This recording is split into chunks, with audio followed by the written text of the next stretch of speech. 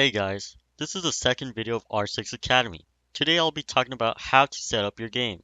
I'll be talking about graphic settings, HUD or HUD, aspect ratio, field of view, and sensitivity.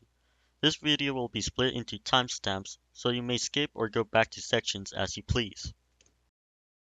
First, we'll talk about graphic settings. This is a PC only feature I believe, so if you're a console player, skip to another section. There are two ways to set up graphic settings, and it's purely preference. If you're competitive, you will set everything to low. You may actually set textures to high because it shouldn't hurt your frames too much. If you play Rainbow Six casually and love how the game looks, go ahead and keep high settings. The most important graphic settings that change frames drastically are shadows, right here, and anti-aliasing. Make sure this is on TAA regardless if you're competitive or not. I don't see a difference in any other setting. Next, make sure VSync is off regardless if you're competitive or not. VSync brings no benefits at all. HUD or HUD or things like the bomb icon, player outlines, notifications, and etc. You access these settings by opening Options, going to Gameplay, and then clicking on HUD Preferences. These settings are all preference. You may like being able to see the player outlines, but some people don't like it. Next is aspect ratio. Aspect ratio is how your screen looks. There are many aspect ratios, but the most common are 4:3 and 16:9. Both have their benefits and drawbacks. 4:3 is a stretched screen. This makes everything seem fatter, but it will have more tunnel vision than 16:9 as well as a faster sensitivity. 16:9 is just your typical regular screen. Make sure you play around with both before selecting one because changing between aspect ratios will make you inconsistent. Field of view is preference as well. If you have a lower end graphics card, it may hurt your frames if you choose a wide field of view.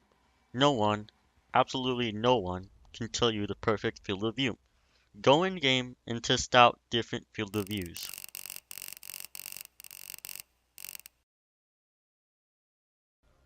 What I will be going over with sensitivity will be PC players only because I have no experience on console. Sensitivity is a touchy subject. There are two ways you can aim with the mouse. You may use your wrist or arm to turn 180 degrees. Most people are better with arm aiming, which requires a DPI of 400 to 800 and a large mouse pad. Wrist aimers are typically over 800 DPI and use their wrists to do 180 turns. I recommend investing in a large mousepad like the SteelSeries QCK Plus. It is one of the best mousepads out there if you would like to try out arm aiming. Arm aiming lets you be more accurate and helps your muscle memory a lot. I switched from wrist aiming to arm aiming, and within a month I am where I am right now. Only a few people will actually be good at aiming with their wrist. Now that we have wrist versus arm aiming down, let's talk about in-game sensitivity. Vertical and horizontal sensitivity do not matter much. Just choose what feels good to you and what lets you do 180-degree turns with ease. ADS sensitivity, I believe, is what matters. ADS is based on your vertical and horizontal sensitivity. There are a few common sensitivities for ADS, and they range from 5 to 20, 50, and 70. I recommend that you do not choose any ADS between 5 to 20, and I recommend that you do choose a sensitivity from 50 to 70. It may feel fast at first, but an ADS this high will help your muscle memory greatly.